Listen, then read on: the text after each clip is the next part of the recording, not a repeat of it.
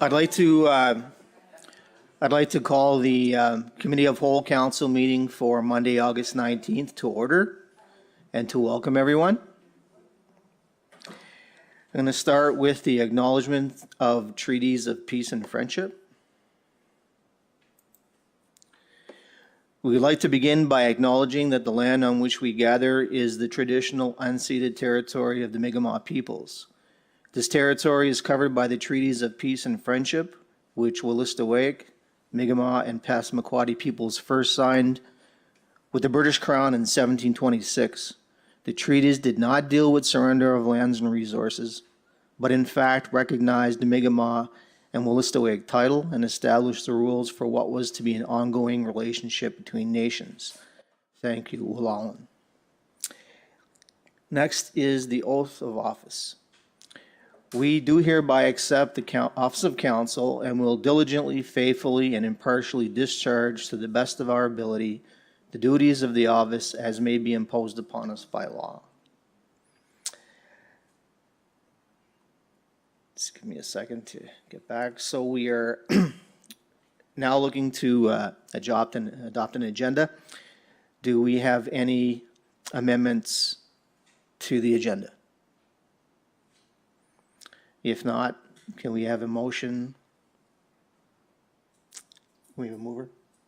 I move that the agenda is accepted as presented. Can I get a seconder? I'll second it. All those in favor say aye.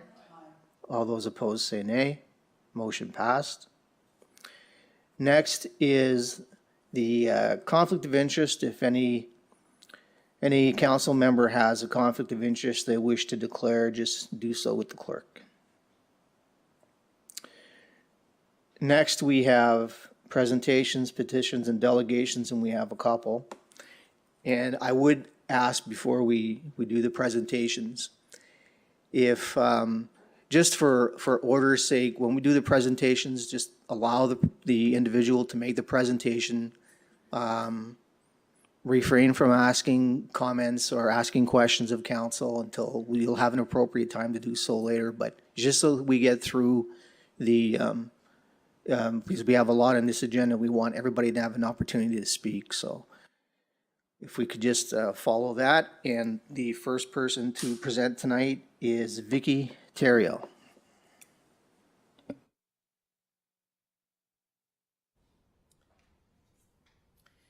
Good evening, Mayor Arsenault, council members, and fellow neighbors. By being present here tonight, I would like to publicly voice my objections to the intended use of Smeara Road West to access the future development of a rock quarry owned by Robert Murphy and Sons.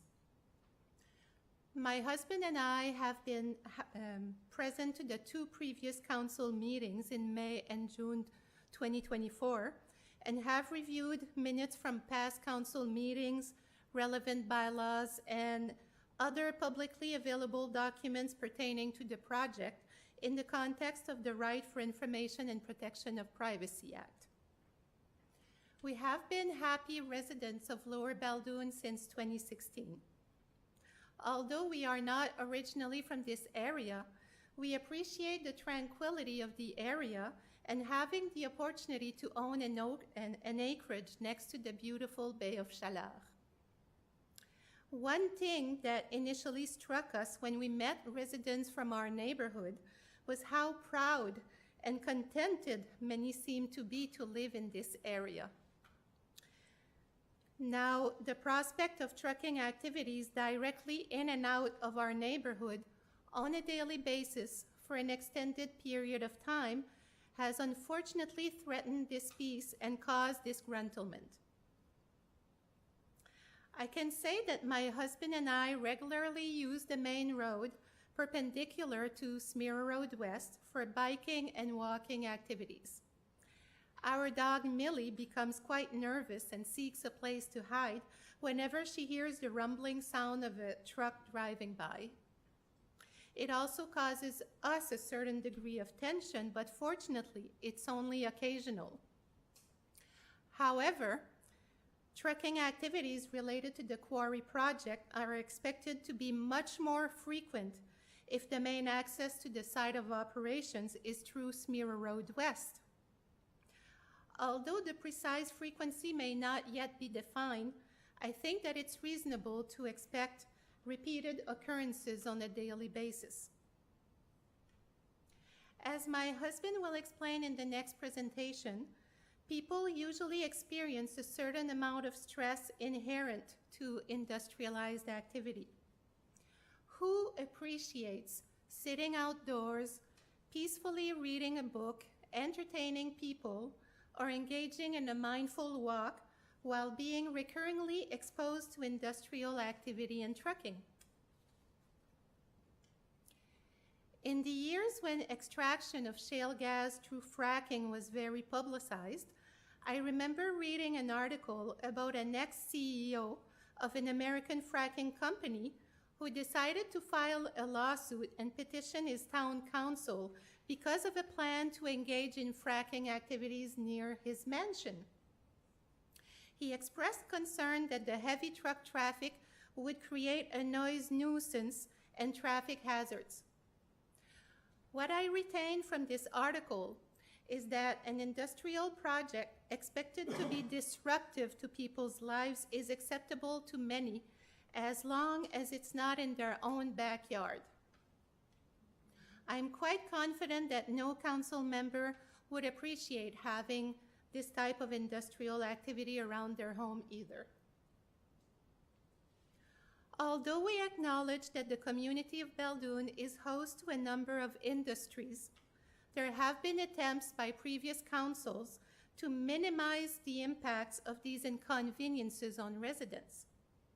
For instance, we could note in the minutes of council meetings in January and February 2017 and in the Belledune Messenger that efforts were deployed by council to encourage local industries to access industrial sites through the highway and Surgeon Road rather than Route 134, the main road, to avoid heavy truck traffic in residential areas. Then 1 month later, in March 2017, a project to amend the rural plan was discussed in order to permit the use of trucking businesses throughout the village in zones RU1 and RU2. We also noted the resolution to expropriate Smira Road West in July of that same year and a settlement agreement with Robert Murphy and Sons in September 2017, 2 months later. I have to say that from an external perspective, there certainly appears to be a timely convenience to these new resolutions that would be expected to be favorable to the Murphy project. In fact, in the documents we reviewed from CRSC, it was stated that the developer intended to use Smira Road West to access the quarry site, which will undoubtedly result in industrial truck traffic on the main road, the Route 134. Moving forward to May 2018, minutes of the whole council meeting revealed that there was a discussion around the use of Smira Road West to access the quarry site. During this discussion, a councillor acknowledged that the project, quote, will most likely be very disruptive to the citizens of Lower Belledune, unquote. Again, this was in May 2018. Despite council's awareness of this, we were not informed of the project until recently by Mrs. Smira, and we are not yet aware that any action has been undertaken to minimize the inconveniences council knew this would cause us. Since the beginning of the project, there has been no public information session despite multiple discussions in the documentation reviewed regarding the need to have one. We would certainly welcome explanations either through this forum or an information session to help us better understand the context and nature of the Murphy project and the relatedness of the rural plan amendments to the project if at all applicable. We urge Council to not only present a public information session, but to work with the developer to find an alternative road that will minimize the inconveniences of heavy truck traffic on the residential population of Lower Beldoon. With over 300 signatures against industrial truck traffic in Lower Beldoon, signs on front yards, and several presentations by concerned citizens, the population has clearly said no to trucking out of Smira Road West. Council members were elected not to do what's comfortable, but to do what's right for their citizens. At this juncture, Council can opt to disregard the citizens' concerns and maintain the status quo, or work on restoring the trust that was lost by shutting citizens out of this project while being aware of the disruptive effect it would have on us. If words from disapproving residents are insufficient to mobilize Council to reverse the decision to use Smira Road West as an access road to the quarry, residents will need to take necessary actions to prevent this. When a population decides that a project does not have social acceptability and mobilizes against it, there are many precedents of those projects not coming to fruition despite decisions that were made. I'm sure we can all recall the Bennett Environmental Project in 2003. Did it go through? No. The fracking project in El Sibuktu in 2013. Did it go through? No. The windmill project in Maisonnette in 2020. Did it go through? No. Please understand that we are not interested to engage in a power struggle with our council, but we certainly want our voices heard and to be rightfully considered given the impacts this project will undoubtedly have on our quality of life. Thank you for your consideration.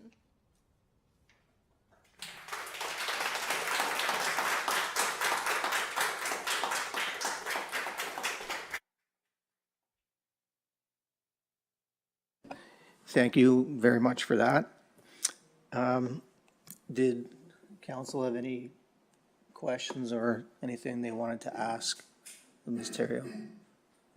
Okay. I have a couple things I just want to state. Just so that the facts are out there on this project, and Mayor Arsenault was on council at the time, Councillor or Deputy Mayor Carmichael was on council at the time, so they might be able to answer some of the questions that I'm going to raise, because in your presentation, you talk about kind of a timely inconvenience or a timely convenience to of the new resolutions in favor of Robert Murphy and Sons. So just to clarify a couple of points, the amendment to the rural plan that you speak about actually was submitted by Woodcox and Sons, and the permit was to allow him to have a trucking business outside of his residence on Main Street down at the other end of Beldoon. So that obviously didn't benefit Robert Murphy. So that amendment had nothing to do with a benefit to him. So that, I just want to clarify that point. And the other part to that was for a redemption center. There were two amendments to the rural plan at the time for RU1 and RU2. The other was for a redemption center, and that was applied for by Terry Carrier and Tara Shannon. And that was for, I believe it was a tire recycling operation. So those are both correct. It was Dwayne Woodcox, Yeah, and I it think was so, Terry. yeah. So that obviously didn't benefit Robert Murphy. The expropriation of Smere Road West did not benefit Robert Murphy in any way. I don't want people to think that people are in his back pocket or whatever, because you're looking for a gotcha moment that doesn't exist. When Robert Murphy purchased property for that rock quarry, part of his purchase agreement was with Lori Hickey, and you can look at the property records. He was granted a right-of-way through what the disputed area on Smere Road West. So whether the road belonged to Lori Hickey with a right-of-way for Robert Murphy, or whether the village owned it as a public road, didn't actually benefited him better if it was belonged to Lori Hickey, because he had a right-of-way to use it. So there's nothing council is gaining from the expropriation of Smear Road West. And then the settlement to Robert Murphy and Sons was a dispute over the awarding of a non-compliant tender agreement. So that also had nothing to do with Smear Road West or his trucking operations on that quarry. So I just want to clarify those, just so the facts are part of the public record, right? So it just, I know you're looking for a smoking gun. There isn't one in that case. So I don't want people connecting dots that don't really connect. So I just want to clarify that those three issues that you raised, or the concerns that you raise, don't benefit Robert Murphy in any way, and they don't benefit council in any way. Okay, up next, oh, sorry. I'll let you at the end, okay? I'll make sure you get your chance, though. I'll make sure you get your chance. We just want to get on to our next presenter. And I believe that's Jerry Obie?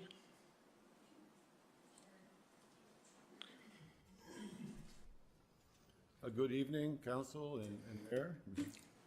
My name is Jerry Obie.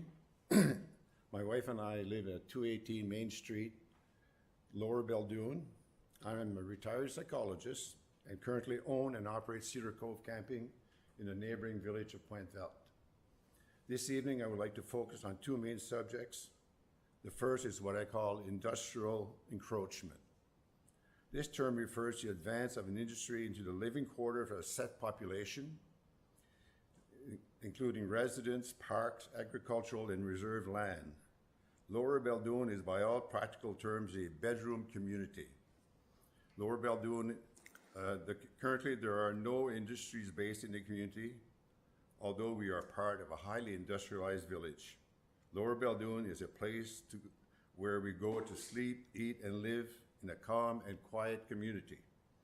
Residents are mostly retired and enjoy the peaceful quiet of the community.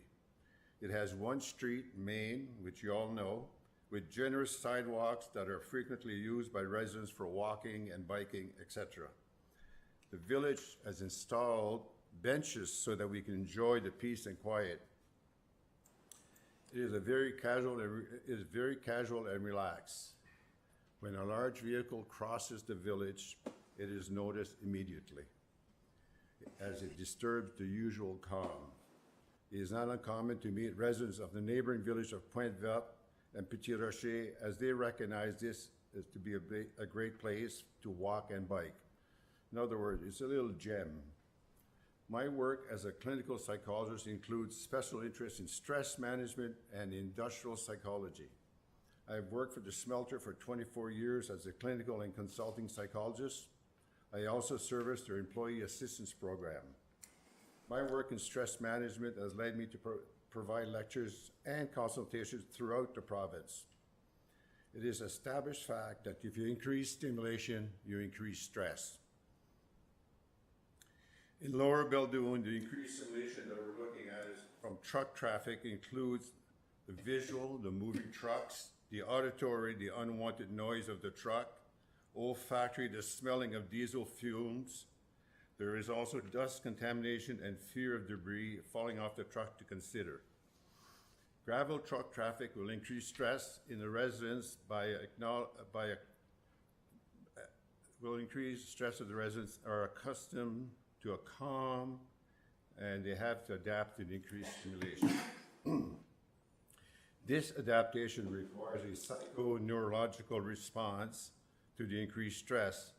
This is essentially the stress response. Humans have a tremendous capacity to deal with stress.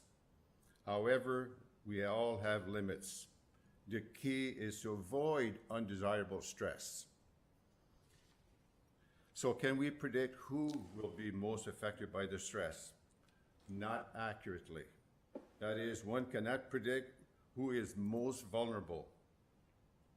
It is a complex interaction of a number of variables such as age, physical and psychological makeup, frequency of exposure, etc. What we do know is that stress is cumulative. More exposure equals more stress. In the case of Lower Beldoon, we do have some data that suggests that we are dealing with a vulnerable population, i.e. the elderly. Remember that the gravel trucks will be hauling to service local industrial needs, the smelter project, Port of Beldoon, etc. The run is going to be short, therefore truck traffic will be frequent and heavy, and it may last for a period of 20 years. That is something we have to absorb. Dr. Herbert Benson, a distinguished Harvard professor, referred to this as the wear and tear syndrome. He claims that this is not always the big stressors that cause most bodily damage, but the small, ongoing demands to adjust to our environment. My conclusion, based on stress knowledge and the above-mentioned variables, Lower Beldoon residents will most likely have to adjust to the increased stress brought on by the increased truck traffic. As I mentioned earlier, that I was also a campground owner and operator. This means that I too was a developer in the year 2000.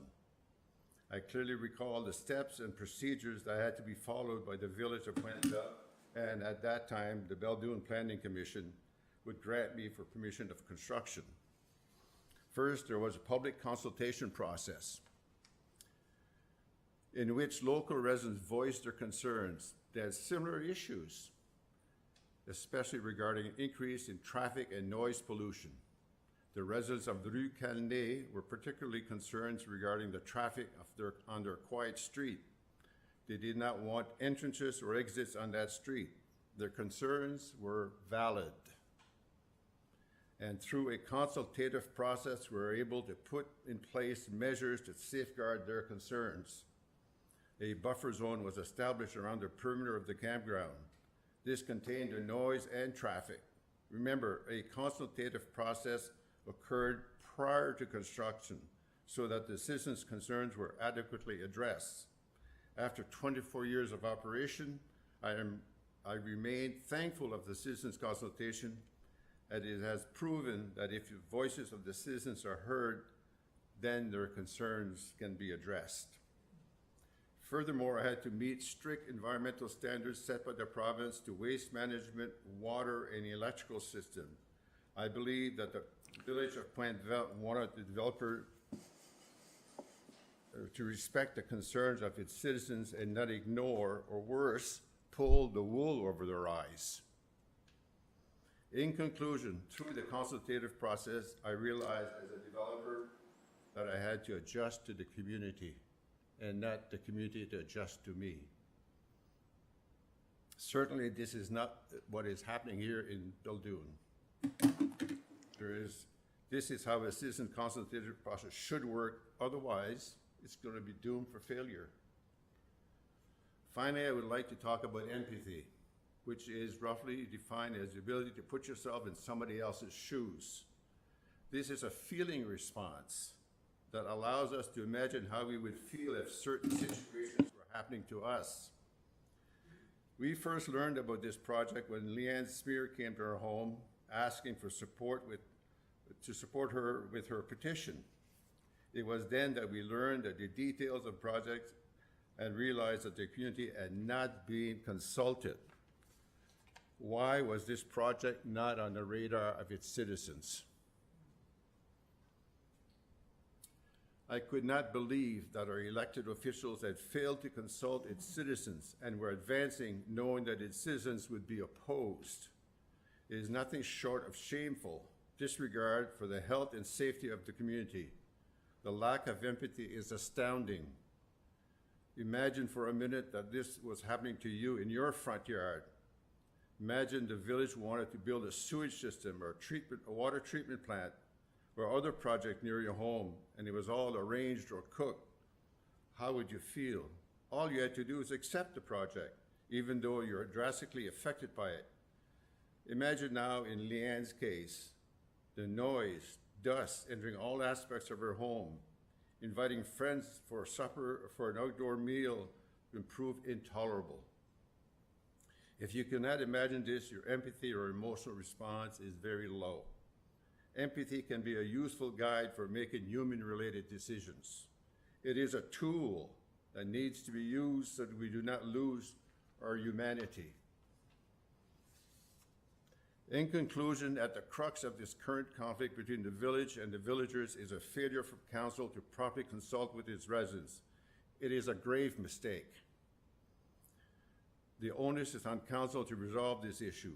Early on, council was aware of the need for consultation, but chose to ignore it. This represents a severe lack of respect for its citizens. As mentioned earlier, the residents could have informed council of its concerns, and the developer could have adjusted to meet the needs of the community. Council now finds itself in a double bind situation in which there is no avoiding dealing with this issue. You cannot ignore the voices of those who have elected you.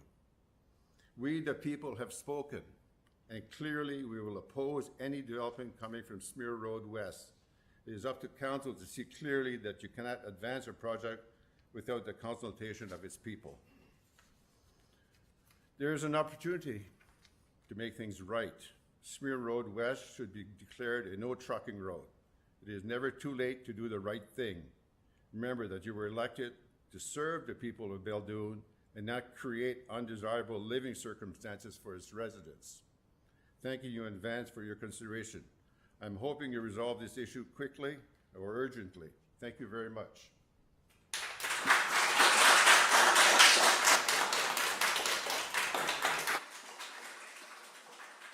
Thank you.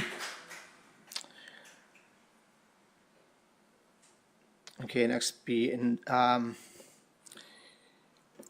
we want to make sure that so council, as we get into council's business, we want to make sure that we give the people an opportunity to ask questions and get that in, so we'll try to be relatively quick. I'm first up in terms of council, so I'm going to step down and ask Deputy Mayor to come in my spot. Can we go back to the Oh, presentations do for a you wanna- second? Sure. If you have Just, something to add, I go ahead. just want, I can't keep my mouth shut, I guess.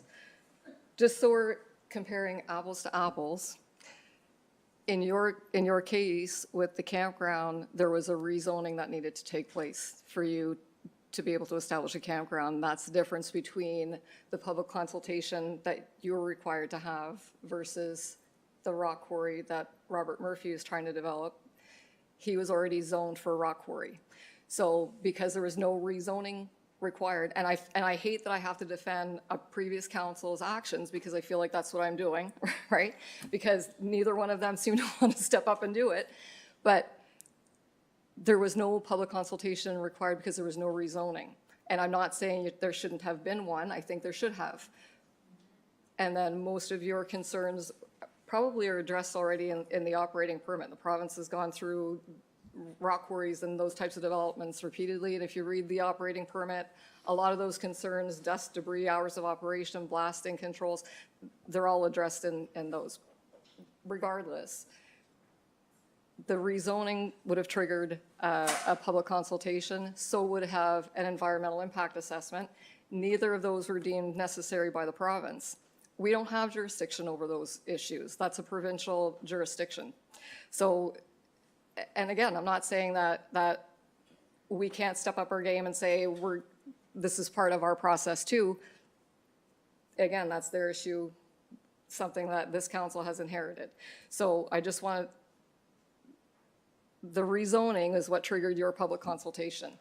Robert Murphy was already zoned for rock quarry, so it's, again, I'm justifying somebody else's actions, not my own, but I just want to make that known that it's not that council, I don't know why they didn't do a public consultation. It was asked for, they can answer that.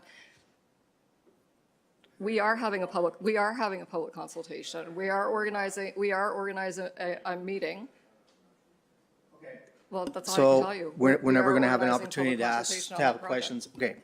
So we're going to move on to council's business. I'll start, so I'll ask Deputy Mayor to step in my place. I don't think so, there's an agenda right there. Okay.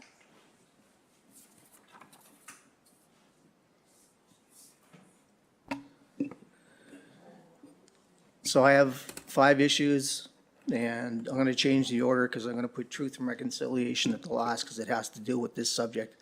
And I will get on to the last, council. No one has to speak for us. No one has to speak for me. No, no. No, no one, well, in terms of, and I do have the answer from CAO Lee in terms of the public consultation we were supposed to have and we were denied. So I have the information for you. So let me start with, I'll let you know. And this is what was told to me by CAO Lee. So let's start with the discussion on the cleanup of 831 Archibald Road. So some of you know we have a spot back in Archibald Road that's, people back there have been asking forever for it to be cleaned up. My understanding was it was supposed to be done this August. Do we have an update, COE, on that? Yeah, we do have an update. So now we've got the go-ahead to do the tender process. The tender, we did receive some examples from other communities on how they do this. It's a little bit different with when it's specific to dangerous and sightly premises because it's a legal component. So it's a little bit more in depth than simply just saying, you know, we want to clean up a property. We're going to have to actually go in there and sort of specify some of the stuff that's in there. So that I would like to have that done for August. The tender, as soon as we can coordinate with one of the inspectors to be on site. We did meet with him today to try to arrange a meeting. They did have a lot of vacation over the last couple of weeks. So we do have some dates for this week where we can go on site, specify exactly what it is that needs to be captured in that tender. I'm really hoping to have that tender out for the end of this week, and it would be a relatively quick turnaround. So we're still aiming, Mr. Mayor, for the end of August to have that done. Okay, that's good. Next, the DTI. So we in Beldoon, for some reason, never seem to be able to get any real measurable work done by DTI in terms of our roads. We get a patch job here, we get a patch job there. If you drive from Bathurst to Beldoon, it's a beautiful road, and suddenly you come up to Beldoon and it stops and there's nothing. We don't get any work done in our village. And taking a look at the road ahead, which is, I believe, a provincial website, there's nothing for Beldoon, I believe, in the next 2 years. And I don't know why our community gets overlooked every single time when it comes to this type of investment. And I think it's because we don't push hard enough. We do not push hard enough. 2 years ago, or 2021, I brought forward the idea of having a committee where DTI would sit on, a member from DTI, a member from council would sit on it. It would be along the lines of our liaison committee that we have with MB Power that would meet quarterly. And DTI was willing to put a member on it, and it got nixed by us. Why? Why would we nix something like that? Well, when we have a chance to speak with representatives from DTI 4 times a year to encourage them to put some effort and some money and some work in our community, when we seem to get bypassed every single year. So I would ask that we revisit that and try to get some work done in this community because we get overlooked every single time. 2 winters ago, we had kind of a rough winter, and we had a trough, a pothole that was like 2 feet deep on all sides by the church. We had potholes everywhere. How does that happen? That doesn't happen in any of the surrounding communities. They're all, and I know normally they have MLAs from there. It's still not an excuse. Like, we got to start pushing for some of this money and some of this investment. And I want us to revisit the idea of inviting them to have a committee where we can sit 4 times a year and try to push for some investment. So. Next, I'm going to do the discussion on Community Workforce Development Committee. So this is out of the Port of Beldoon. So the Port of Beldoon, you know, is trying hard to create some economic development. They've got sort of a hydrogen plant that they're trying to work on.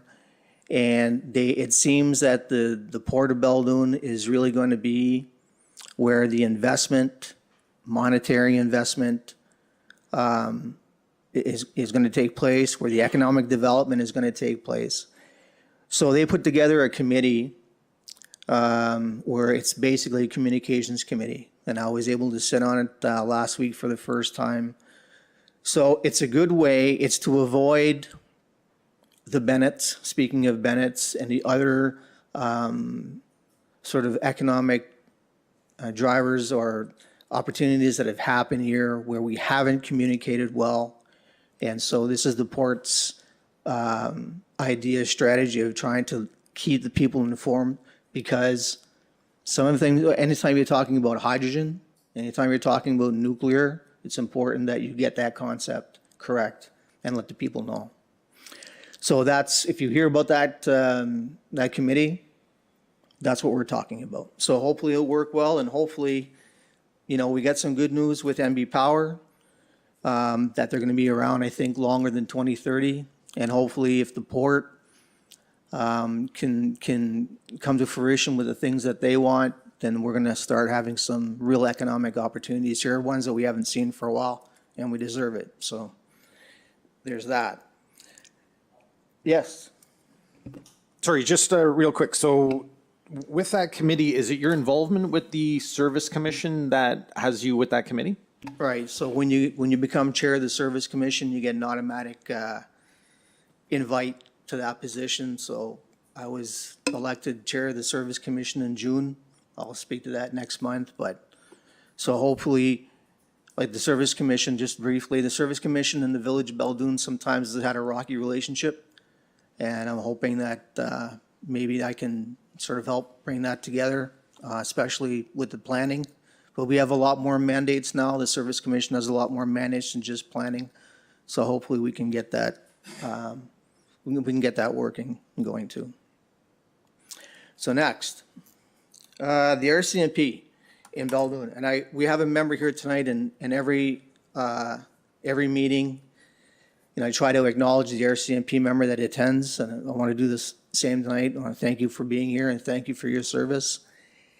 And, you know, every year we, I think, compared to say 4 or 5 years ago, I think we've had fewer major incidents in Beldoon, but we still have, you know, we still have the ATV traffic and some of the other things that are going on, especially recently we've heard about it. You know, we do spend a lot of money, invest heavily in policing, as other municipalities do. And I just think that the communication that we've had with the RCMP is as good as it is now than I've ever seen it. So hopefully we can continue with that, and we'll have a strong relationship, and we'll keep Beldoon relatively, you know, without having too many major incidents. You're always going to have some small things that take place, but as long as the people in the community, especially our seniors, feel relatively safe, and that's a good goal to keep in mind. So the last one, I try to keep my perspective here on this last one, is the treaties of truth and reconciliation in consultation with First Nations, because this has to do with Smear Road West, as far as I'm concerned. I'll get to that in a minute. So the first time I had an opportunity to meet Chief Terry Richardson Pabineau and his brother Jim was at a meeting at Danny's in June of 2021, just been elected mayor. And I was talking to Terry. He came over to me and said, I want to introduce myself. And he said, you know, what's going on in Beldoon? And I said, well, we have some things going on. So we have this company named AJN that's looking to do some things, and they've done some things here already. And he said, AJN, no one's passed that by us. And at that moment, a light bulb sort of came on that said, the old way of doing things where you did things without First Nations consultation is over. You need First Nations consultation, and you should have First Nations consultation on almost everything that you do in the municipality. Now, there's a legal obligation in some cases, and in other cases, it's just protocol and good relationship.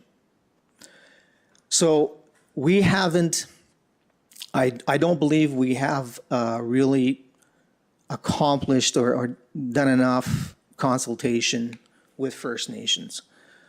I think we have a great partner. We have great partners in Pabineau and in Eel River, but partnerships are always about communication and consultation. And they expect it, no. They demand it, no. They're not asking for it.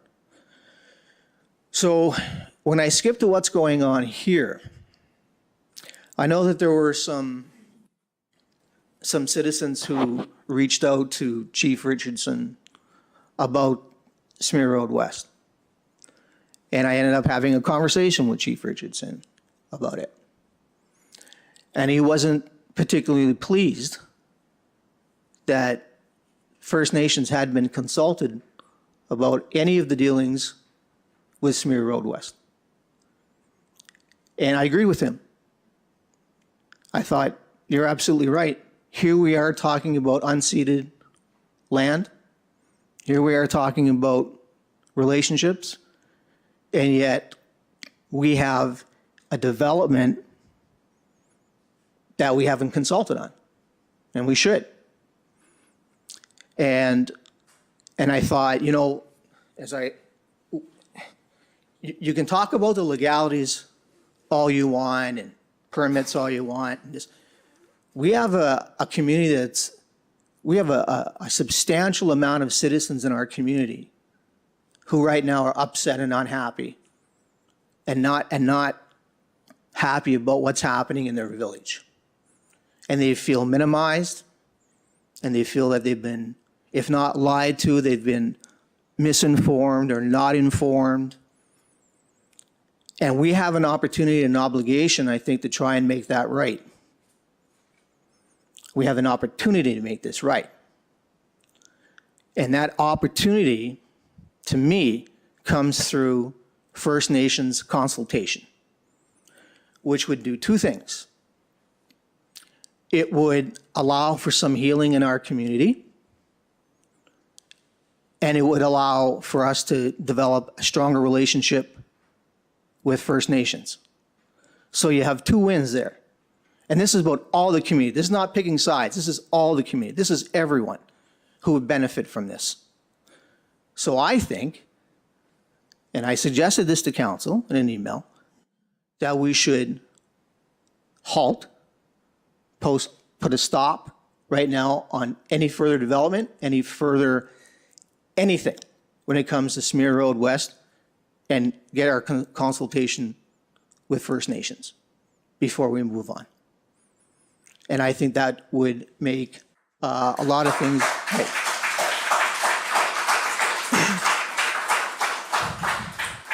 And just to getting back to the previous council.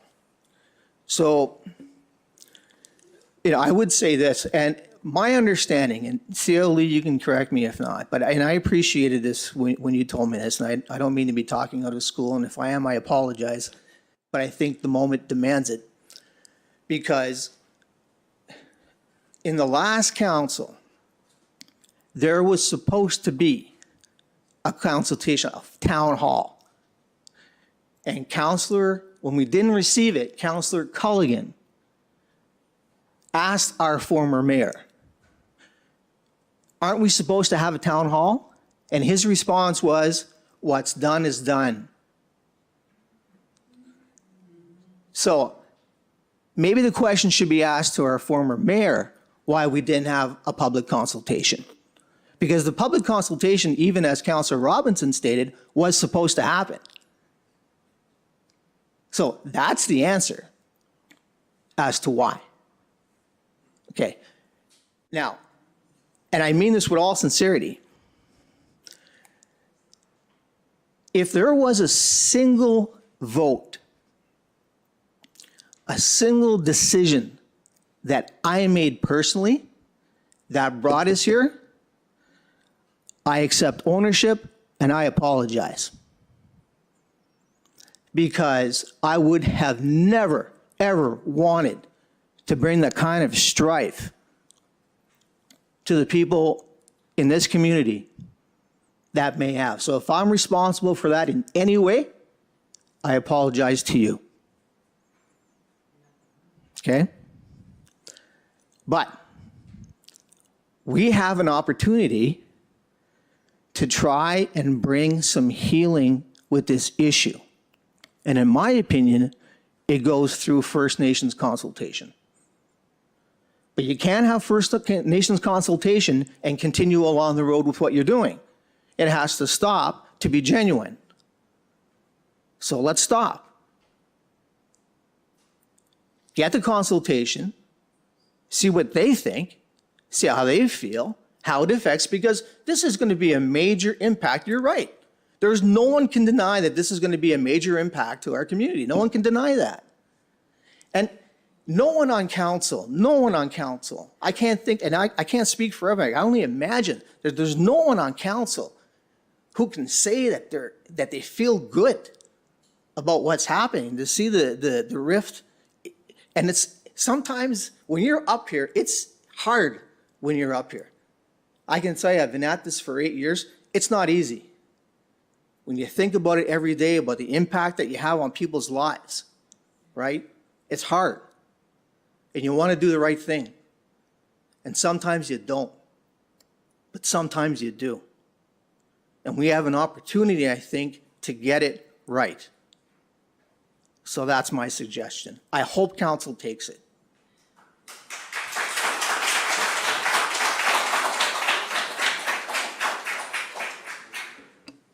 That's it for me. I just want to say something, you're throwing Mayor Noel under the bus. As a council, you have the vote to have the public consultation or not Mayor Noel. So you dropped the ball on it and nobody but you. So don't try political opportunism to throw somebody else under the bus, because that's all that was. That was a garbage statement on your part and a cowardice one at that. If I'm wrong, CEO Lee, you can correct me right here, publicly. And I will say Mayor this. Noel didn't have a vote. You did. I get a chance to finish. It's mine. I take, and I said, and I meant this, I take full responsibility for any votes that I made. I will take them for the past, and I will take them for the future. And put that in your memory bank.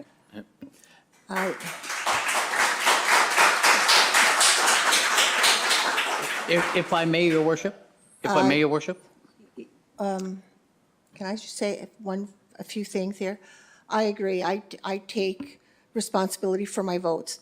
And we're not out here to hurt anybody here, anybody in our village. We're here to support you. You know, maybe not all our votes were perfect, and maybe we've done things wrong, and we're human. But we feel for each and everybody that's in this village, and there was no bad intent ever on my side, and I don't feel there was any bad intent on the council of the last council.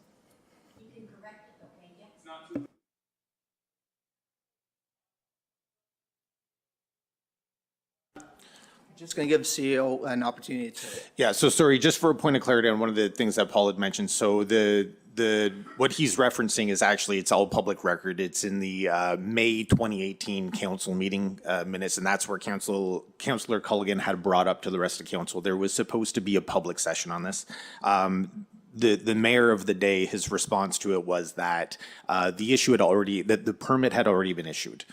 So I do recognize you were kind of paraphrasing there, but essentially what he said in the meeting minutes was the permit was issued in December of the previous year. So there was sort of an illusion of, or he was alluding to there didn't need to be one because the process had been fulfilled. I just wanted to clarify that because it wasn't necessarily that he was had that strong of a point, but. Appreciate that.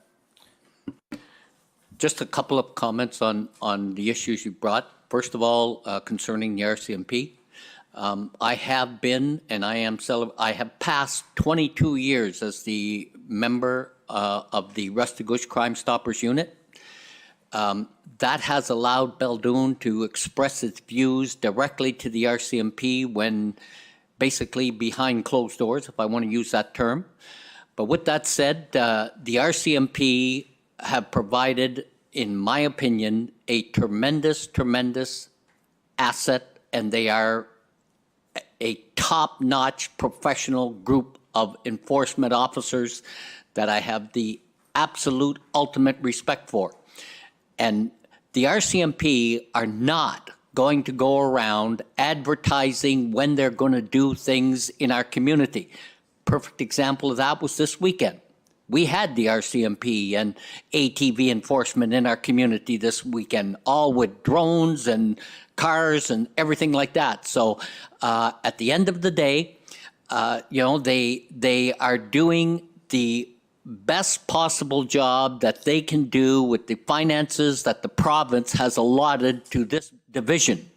So they're like everybody else. They work within a budget. They do a tremendous job. They are, every single one of them that I have ever had encountered with in the RCMP are professional people within the organization. And I have nothing but respect for the RCMP, and they do a tremendous job, and they also do a tremendous job in our community. I know the visibility to some people may not be what they want to see, but you need to be on the road a little more. I'm on the road every single day. I do a lot of traveling within the community, and I have no fear in saying whatsoever, if they're not in the village of Beldoon 7 times in 7 days, then they are here 6 times in 7 days. I guarantee you that the RCMP are in our community at least once a day. So you may not see them because they're not flashy or whatever, but they are here. I've seen it many, many times. The second item just wanted to mention was about the comment about truth and reconciliation. I believe the people should know that Chief Richardson is a tremendous, tremendous individual to deal with. He has a very strong business mind and is dedicated to the development of northern New Brunswick. He's a tremendous individual and is a tremendous asset for every municipality within the northern New Brunswick, because he is a dedicated individual who is striving to develop economic development within northern New Brunswick. So I want people to be aware of that. He's not only related in Papineau First Nations, he's also a very strong ally to have in the economic development of the North.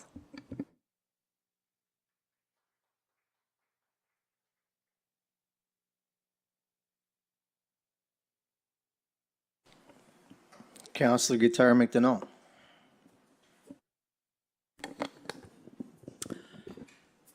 I would like to do a recap of Beldoon Days, if anybody's interested. I'd like to let everyone know we had an amazing and very successful week filled with activities and events for everyone. And we would like to thank all groups and organizations, vendors and businesses that held events. Without their ongoing support, Beldoon would not be quite the same. Beldoon Days would not be quite the same. Also to our volunteers who stepped up and helped out for several events, I thank them as well. It was nice to see that so many events were attended by locals and visitors. Every event was well represented by citizens. It was lovely. And as always, the fireworks at the grand finale did not disappoint and definitely brought a successful week to an end. None of this year's festivities would have happened without the hard work of our health and wellness coordinator, Daryl Culligan, who is the head of the events committees for Beldoon. And I'd just like to put it out there, moving forward, we are always seeking individuals who would like to volunteer or any interest in organizing Beldoon Days. And if you are interested, please reach out to Daryl, because before you know it, we will be planning for next year's festivities. So thank you to everyone who attended Beldoon Days. It was an absolute huge success this year. Thanks. If I may, Your Worship? No. As an executive member of the Royal Canadian Legion, I certainly want to express our sincere appreciation to the activities that council dealt with, or the Entertainment Committee did at the Legion. At the end of the day, we made a very nice profit, and I will present a breakdown of that to council when I have all the numbers. But with that said, these are the type of activities that make our Legion what it is today. Many people here might be aware that we're going through some very major expenses at our Legion this month. And without the help and support and dedication of the council supporting the efforts of our Legion by bringing activities to it, we would have a difficult time. So on behalf of the Royal Canadian Legion, I want to extend our sincere appreciation and our congratulations for a job well done, and it's just outstanding. My final comment will be, as the husband of the president of the Ladies Auxiliary, I've been asked to also mention that the Ladies Auxiliary sends their sincere appreciation also for the senior supper activity that they do. Even that activity, the auxiliary is the Legion's strongest support. What they do, the funds they raise come directly to the Legion for support. So again, the auxiliary has asked that we extend to you our sincere appreciation on supporting their efforts, and I'm sure everyone had a great meal. But with that said, again, thank you. Anyone else? Yeah. I want to say thank you to everyone that was involved. It takes a lot of planning, a lot of work, a lot of organizing, and thank you for everyone that was involved. Marilyn, you played a key role. Thank you. Your family helped a lot. Also, thank you to everyone. Like, we have people that steps up when you don't think that they're there, but I appreciate everything that everybody has done to make this year a success, and hopefully continuous years also. I'd like to add to that too, and thank Marilyn for the tireless hours, and then I know Shelby and Daryl did a lot of great work too. So thank you, appreciate that. Again, all the participants and sponsors and everyone that was involved. And I think we have to, say thank you to Gina too. Gina's in the audience. She spent a lot of years working for the village, so hats off to you. And but you guys did great work, Marilyn. When I was at a tennis tournament last week, I could hear people talking about the fireworks in Beldoon. So that's nice to hear. Okay. Councillor Robinson. Okay, my first item is the asset management plan update, and I think this is probably, I know I keep bringing it forward, it's one of my big pet peeves that we don't have it yet. We're going into our third budget without having an asset management plan that is overdue, past due. And I think the reason it's important, RV Anderson did a capital asset management plan phase 1 in 2018. They identified $68 million worth of replacement costs in our assets. $12.5 million of assets are in very poor condition. And right now we have no way of prioritizing what gets done when. We don't even know what the $12.5 million, where it should be spent and what condition things are in. So can we have an update on that and whether we'll have that complete plan before our budget talks, because those should be happening relatively soon? So you will have an asset management plan completed for this month. So you will have it for the first time going into we did discuss briefly about budget, so we're hoping to get that started a little bit earlier than we normally do. We're looking for next month to get the process going on that. So as of right now, the consulting agency is waiting for some information from us. more financial stuff, very easy stuff for us to put together.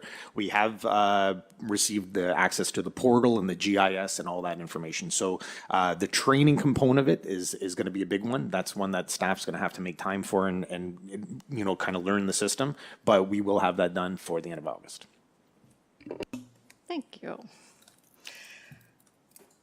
My next issue was the transfer of property back to the village from AJN. Part of the purchase agreement for that property, which was 23 acres in the industrial park for $6,000, which was $9,000 under the assessed value. Part of the condition was that they would have that property developed within 12 months. They've been granted 2 extensions. The last one expired December 31st, 2023. There's been no movement from them, so can we have action taken to have that property transferred back and then have the village put it back up for sale? Yeah, so I think the best approach to this is we'll have an issue directive to staff to reach out to legal. I wasn't a part of the sort of the extensions or what was involved in that, but you're absolutely right that that land was sold at a subsidized cost because there was, you know, the promise of jobs and the promise, and it never materialized. And there was specifically a clause written into that to say if that is not developed within 1 year, the municipality has the capability of pulling back. So in this instance, if council is okay with issuing a directive to administration, we can begin the process. We'll reach out to legal and start the process of finding out what we need to do to retain that property back. I'd like to add something. So I talked a minute ago when I was in the other chair about you know, votes and ideas that you're not proud of when you're a council member. One of the ones that I am most proud was not swallowing what AJN was trying to sell. I never did. You can go back. There should be an investigation into AJN. As far as I'm concerned. Where are they? Haven't heard from them. How much money do we invest on the promise?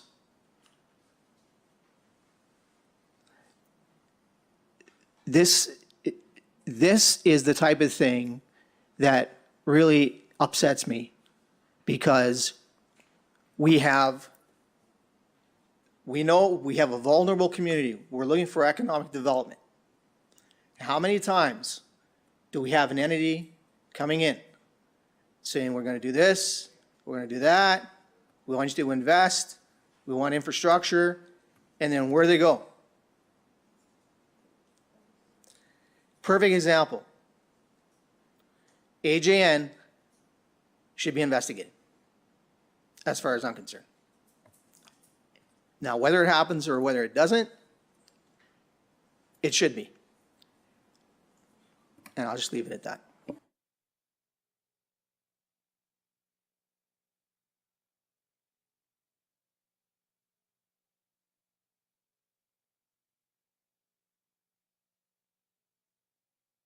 Do you need anything else for a directive from Council Landon, or can we move on?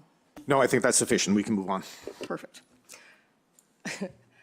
My next one was an update on policies and procedures from Strategic. They were hired to rewrite policies and bylaws for the village over a year ago as a result of code of conduct violations and lack of respect for existing policies and bylaws. So we're over a year in, we were supposed to have mediation, never happened. We're supposed to have these new policies, that isn't happening. We had a meeting with Yves Gagnon in March, and we've got nothing as a result of that yet. So can we have an update on where we are with policies and bylaws?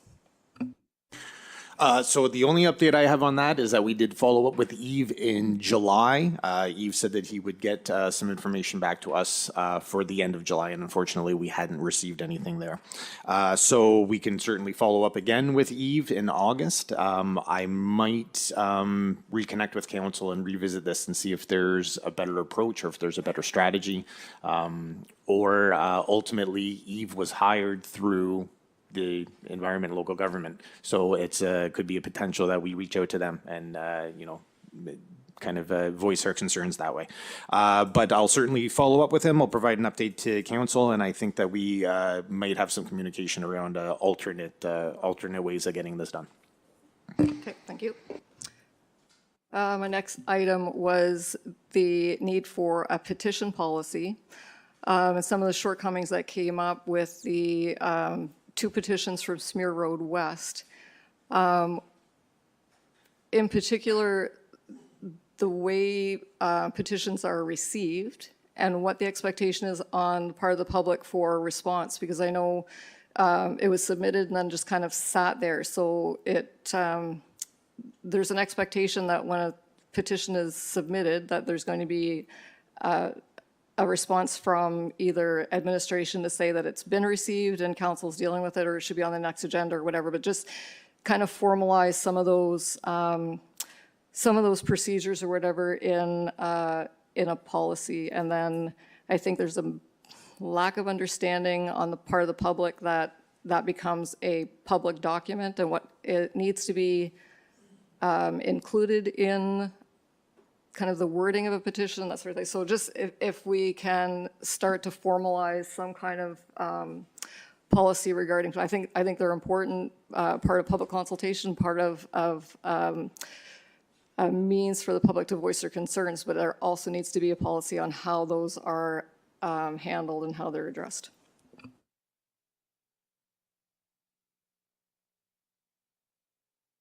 Yeah, it's a great point, and actually, from conversations that had stemmed previously, we actually did a little bit of preliminary work on that. So we've actually got a little bit of information from other municipalities on how they handle it. Exactly like you said, if a policy comes in. We also have a couple good do's and don'ts where people have kind of gone through, an oversight, how a municipality oversees the process, which is apparently something that they've sort of are warning you not to do, right? Leave it as transparent as can be and let your involvement. So I do have actually a little bit of information on that already. I'll move that out to council after this, and then we can certainly pick that up. Just a word on that too. I love the idea of civic involvement in matters. I thought both this one, we also had a petition years ago concerning, I believe, Mitchell and Lawler Road. When you have people taking up a topic and doing their civil duty to be involved in the democratic process, I think it's good that we may want to streamline that, but I also think it's really good and it's honorable that those sort of things happen in our community, because that's really civil involvement. And those are, that more than anything, to me shows that people are engaged in issues. So I think it's good, and I think maybe streamlining that is an idea, but not to the point where it becomes onerous.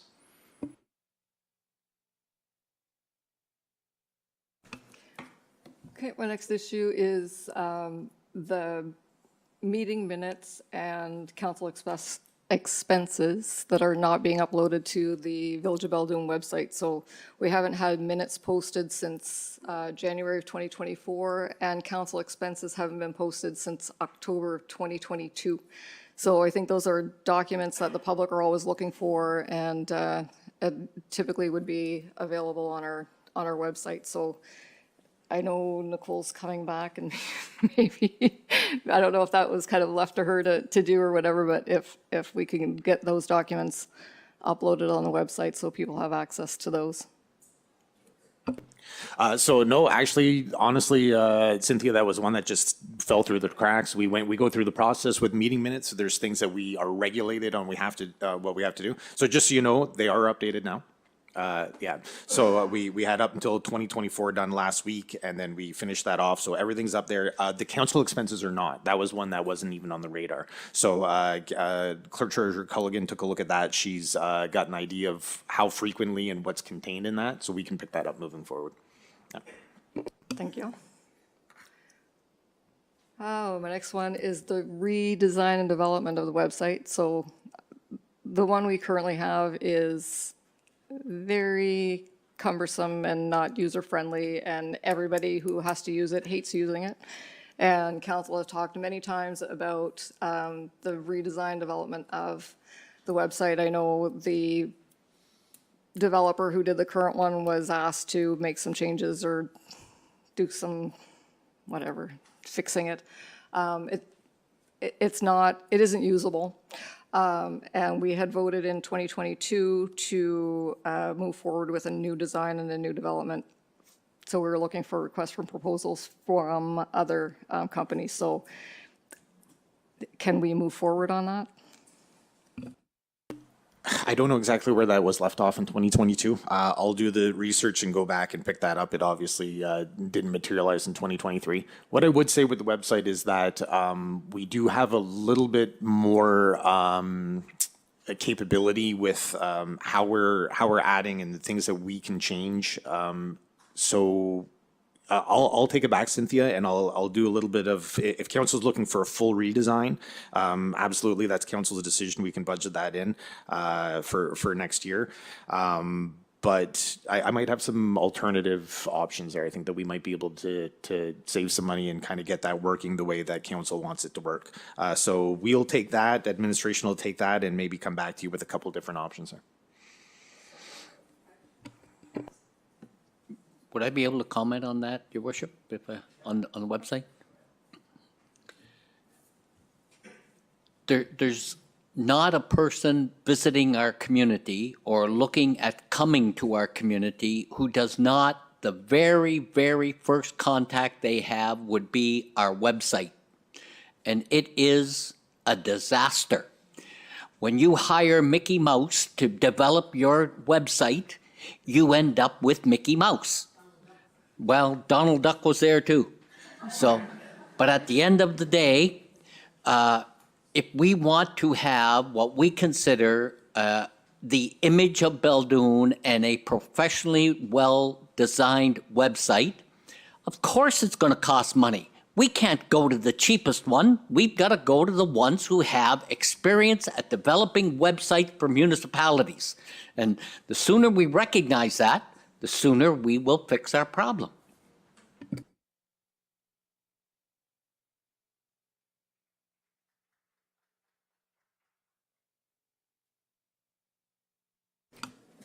Okay, my last item is the annual reports for 2022 and 2023.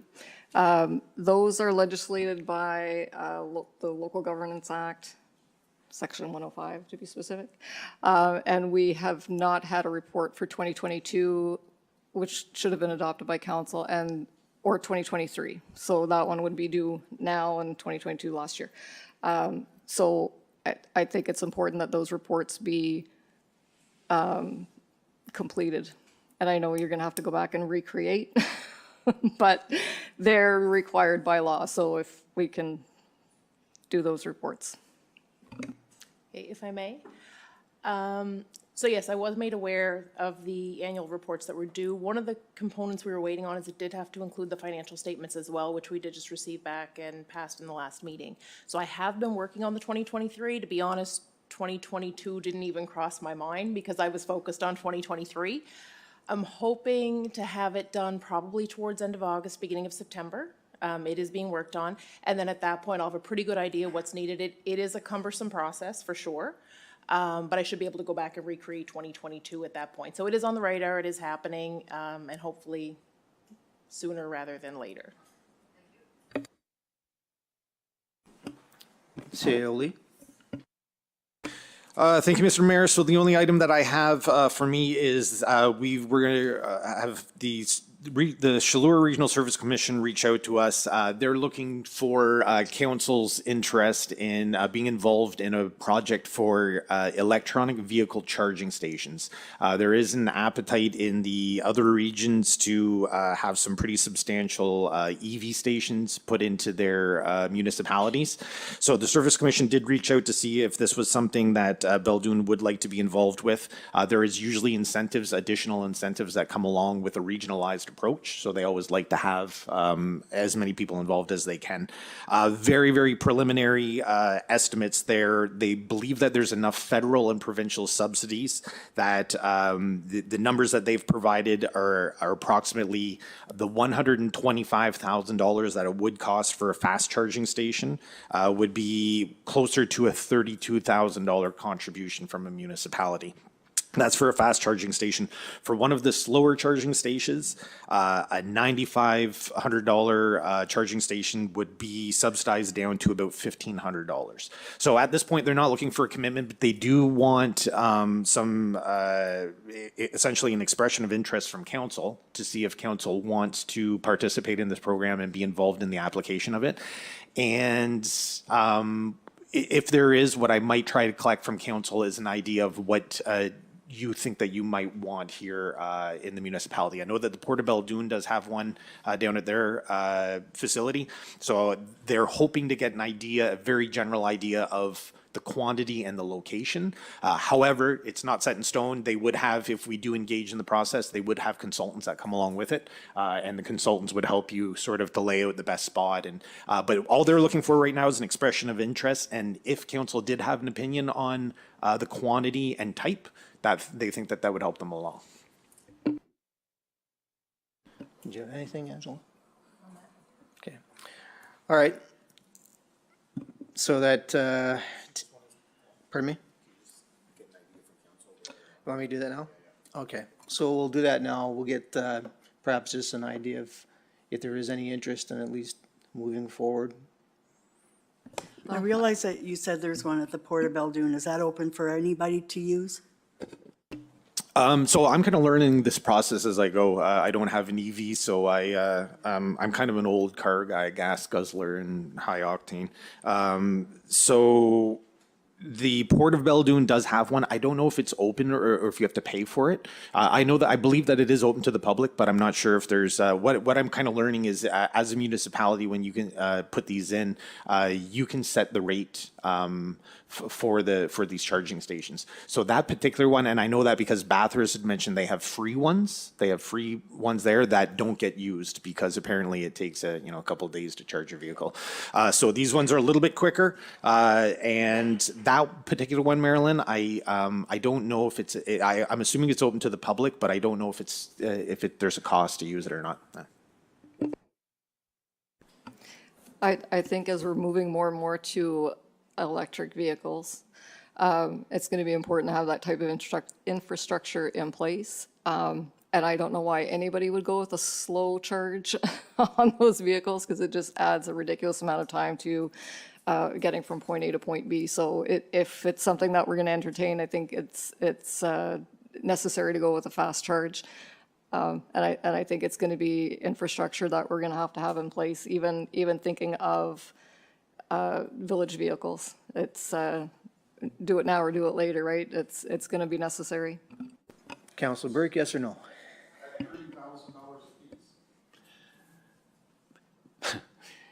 I'll put it this way. I'm kind of in agreement with CAO Lee. I'm a fast gas guzzling type of guy. At the end of the day, electric vehicles have zero interest to me, zero interest. And when, so, and I'll even say why I feel that way. NB Power cannot supply the power to charge electric vehicles. They haven't got the power to power houses now. How are they going to add the electric vehicles? So for me, we're better off to look down the road. If it comes to that, address it, but immediately put in a gas station. You're absolutely right. So we have, I have mixed feelings. I know it's the future, but NB Power only has so much power, and if you have to go buy it out, it's gonna cost a fortune. I'm on the fence with this. I know it's the future, but I'm a gas person. So, I know, and the price of the cars, the price of these cars are not really affordable. So, yeah, I don't know if we need it today, but one way or another, I think we're gonna have to move for it eventually, for sure. So is that a yea or a nay? No for today. Councillor Guitar McDonald.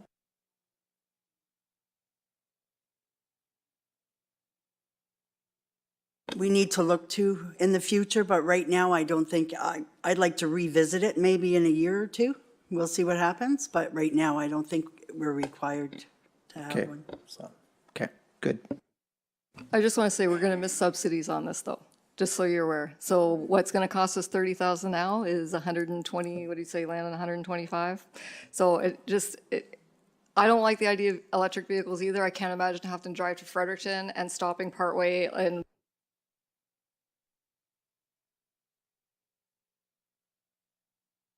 vehicles, but they are being legislated by a government, so I don't like them either. They're going to be a necessary part of where we're going in the future, but my concern is if we don't look at subsidies now, we're going to be paying exorbitant costs later, right? That's all, Is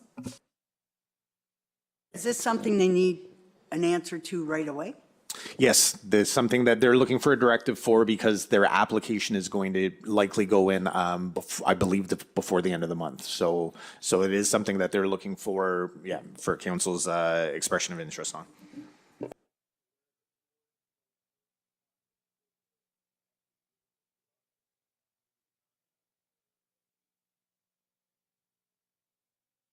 Okay, are we at 3-1? Is that what we are? Okay, we're at 3-1. Okay, thank you. Before we take questions, we'll adjourn. Do we have a mover for the adjournment motion? M 2024-08-19-72, that the meeting is adjourned at 7:22. Seconder? I'll second it. On the motion, all those in favor say aye. All those opposed say nay. Motion passed. Meeting adjourned.